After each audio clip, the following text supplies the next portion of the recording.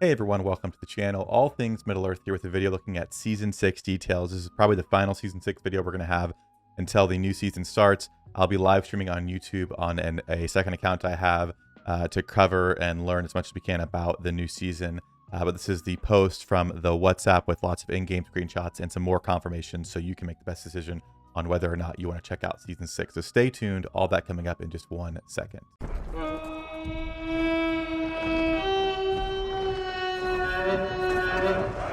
Okay, like I said, this will probably be our last video on Season 6 before the new season goes live, with this is probably being the last batch of information we're going to get. I'm going to link a playlist up above that's going to have all of the Season 6 videos we covered, so if you want to see all the Season 6 material in one place, maybe pass it along to your team to see if it's something you're interested in doing. I'll have that linked up in the top for you. But we're going to go through some of the actual in-game mechanic stuff a little bit more quickly because we are already pretty sure on a lot of this stuff. One major thing I wanted to cover here is there are the 8 regions. They're calling them 8 birthplace regions, where you can select where you want to start your campaign, and within that there are also going to be zones. And from what it looks like here, I want to read through this and comment down below if you're thinking differently. But it does look like you can actually choose a sub region to spawn in or to bring your city in, not just one big area that you're kind of going down. And it seems like you're going to have the option to choose within sub areas. So again, up here it says, due to the campaign themes, all back-end players can register for the campaign without the faction preset. The 8 birthplace regions will be available on the new map once the campaign has started. A player's character can be created in one region. The sub-region will be displayed when you select the big 8 regions. Players can select the sub-region according to their request and development. So again, sounds like you click on an area. In this example, it's Harad. And then it shows you all the different areas in here. And I believe that's where you can choose where to spawn in, which is kind of interesting. I'm assuming that'd be for some kind of team coordination benefits. Maybe you want to start next to the ring so you can be the first there. Maybe you don't, because that makes you an early target. So maybe you start further away. But if you start too far away, maybe other people have a chance to build up faster and get the ring and have more power. There's probably some strategy involved in exactly how you want to do that. So again, we'll be going live to test this out, and we'll probably try and keep a track as much as we can on what the server is doing. If people found success starting immediately next to the ring, or maybe the best choice is in the middle or as far away as possible. So curious mechanically what's going to make the most sense there, but there are some options to choose with that. And again, maybe if you're playing with a group, it makes sense for you to spread out and try maybe keep who you think your king is going to be closer. Although I don't know if it matters if the king specifically is going to be in this region, but maybe you spread out so there's enough resources for all of you. I'm not 100% sure, but it adds an extra layer of thought when going into seasons, which will be interesting to see how that plays out. Now, we've covered a lot about the map and scout towers and full control, and again, all that stuff has been mentioned in previous videos, so those are links, so I won't go too crazy into detail. But you can see on the map that we have our regular control points like keeps. We have the minor control points or landmarks, which are things like Bree or Weathertop you can see here. And then we have scout towers, which are represented by the little white triangle here. So just an idea of what the map will look like. And you can kind of get an idea of how many scout towers there are. From what I understand, there is a scout tower in every zone. So this you could go through and count and get an idea of, at least in this portion of the map that we can see, how many different zones there are going to be. Again, in some areas, like around the ring here, there's quite a few. So are there several zones right around the ring? I'm not sure, but it kind of gives you an idea of what that map's going to look like once you go live in your season. Now we get to an interesting point. This is one that I don't know how I feel about, to be honest. It seems very limiting, so we're going to see how it plays out. But it says, due to the campaign theme, all players were free lords and descendants of Númenóreans in the Middle-earth world.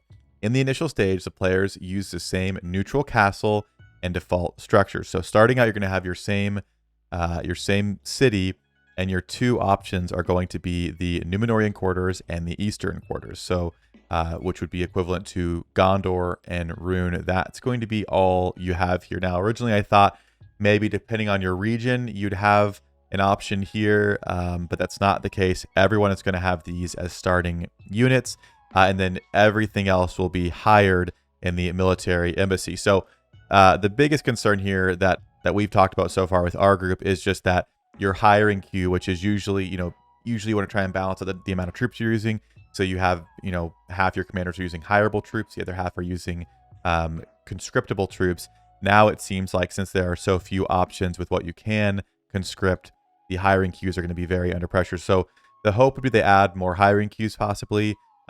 Again, usually this can be upgraded and you can only have 10 field barracks. And I mean, that's usually pretty good, but that's with a full 4 options. So my worry is that we're going to have to be juggling around the different field barracks we have to try and get the troops that we want to use. So you might have to be kind of selective. I would definitely say if you're starting out a new campaign, and I'm going to look at putting a guide out specifically for this. So let me know down below if you're interested in that. But I want to look at some guides for commanders that are specifically useful with these type of troops. So obviously, Evil Men, I'm thinking about characters like Khaldun, who are tier 1, all the way up to Kira in the tier 3. For men, they can be kind of flexible, but not my favorite starting quarters here, the Numenor quarters. Again, I think Cataphracts are great. I think Swan Knights are great. Guards of the Tower with elite training, they had a lot of use in Season 5, but they may be going back to their old, not amazing selves. In the Ranger training grounds, I'm not a crazy fan of. So again, you've got your Boromir, your Faramir type of men commanders who do boost men damage. So we'll see what we can look at there. And then obviously we'll have suggestions for, which barrack should you be getting first from military embassy to possibly complete and kind of get you the most efficient use out of this space. I would say, just in my experience, there's more immediate use out of all the troops here. I do think the Swan Knight is a better tier 4 than the War Chariot, but I think all the units here, the Dragoon, the Halberdier, and the Corsair are solid units that are used in a fair amount of troop composition. So again, we'll see how it plays out, but that's a note on the troops you have available in this new season. Now, the next note is something that I think could be a very good thing, and I had this realization earlier today, and I would like, I would like this to be the reason why this exists. Maybe it's just a fortunate byproduct, but it says, in this campaign, the relationship system has been changed in many ways. All players will be neutral status once it was created in Middle-earth. In this neutral status, the different relationships between different players is red. So even if you're in the same starting area, everything around you is going to be red tiles. Neutral players cannot share the linked land as before. The new attack may be produced by your nearby enemies. It's recommended that players join a fellowship to turn relationships blue. So usually if you go into a faction, even if they're not in your fellowship, you can still work off of other tiles and all that good stuff. Now everything around you except fellowship is going to be red. My thought on this, and I don't know if this is intentional, is to me this type of a structure really eliminates or heavily reduces the amount of extra alt accounts that are put into different factions. Let's be real, it's a thing that happens. People can put an extra account in a different faction and see which enemy marches are coming at them, because if I put it in your faction and you're playing, usually in the whole faction you can still see those. So now they're saying they're red, which would make me think you can't see who's there, since there's a chance it could be an enemy. So the only players that could see your marches are in your fellowship, which is a little bit cleaner. So I don't know if it was intentional. It may not have been, but I think it's something that could address that issue. That is one that I don't know if the devs have ever outright spoken against it, if they consider it anything at all. But to me, it's not my favorite. So if this does work the way I think it is, I think that's a pretty positive outcome of this feature here. That's kind of just that. It's just this block of text here. Now I want to talk for a minute on these ring abilities. We did mention a few of them, but there are clarifications and we just get a specific look at them here. So the first one is Persuasion. This was mentioned before, but I did not know what it was talking about. But you can use 10 ability points to persuade mobs near your settlement to join you in your barracks. So as you see here, it's the power of bewitchment, persuasion, and you got these dragoons here marching to your settlement that you've bewitched or persuaded or whatever. The question will be, and we'll find out in our stream when we go live, exactly how many do you get here. I don't see anything here from what I can tell that states how much command this is. Is this 10 ability points is kind of a lot. So is this a good amount? Is this something that could actually really be helpful in battle if you're out of troops and just need something? Is there advantages to spawning in certain areas based on the troops around you? I don't know. Like, do they come with their gear fully upgraded? We're going to find out all those things, but I think it adds another interesting use with ability points, because there are points that it's tough to decide what to do with them. So it kind of makes it fun to have some variety depending on how you like to play. Next one, which has been covered, is Midas Touch. It's 10 ability points. We did know about this one already. You convert stone to gold. We just didn't know how well. This converts stone at a 1-to-5 ratio. The amount of gold that you attain each time is equivalent to the current tax income value. So your tax income value, your gold levy, that is the amount that you're going to be able to do with 10 ability points. So a lot of points for not a crazy amount of gold, especially if it's 5-to-1. I assume that means you can get up to, like, let's say your gold levy is 20%. I assume that means you could cash in at 100k stone for 20k gold, not necessarily 20k stone. You know what I mean? So I think that's the way it would work, which again is interesting. So we'll see if that has a huge effect or if gold just going to become more obsolete. Again, no elite units in season 6. So I think gold is going to be a lot less, you know, necessary. So to me, this is going to be something that's not used a whole lot because gold will not be as needed anymore. Another one here is urgent support. This new function costs 5 ability points, and it says you can use it while your army is marching to a fort. Use ability points to speed up one instance of the march. It doesn't specifically say how much. When it says speed up one instance, I don't know if that means finish the march completely. But again, you can use it while they're already marching. You're not locked in. It's not like you have to have done a quick march. And maybe an instance is just a certain set amount of time. So maybe you could do it multiple times if you wanted to get somewhere really quickly to reinforce, which again is going to create for a lot of interesting situations, but that is urgent support. And then lastly, one we have already heard of is fort logistics. 10 ability points, you can increase your fort range to 70 tiles, and it can only work on one fort at a time. So if you select a second fort and you use this, it will nullify the bonus held by the previous one. So we already knew about that one, but good to know it can only be used on one at a time, or else fort range would be kind of nuts around the map. Now, lastly, this doesn't specifically pertain to Season 6, but there are random events on the map. You may have seen this already in your game. I had a bunch of these where it's on land tiles that you own. You go to them, you get a little chunk of resources and some ring power is what this blue one here is. I haven't seen the in conflict one, but again, that's in the game now too, so you can pay gold to resolve conflict and get these rewards here.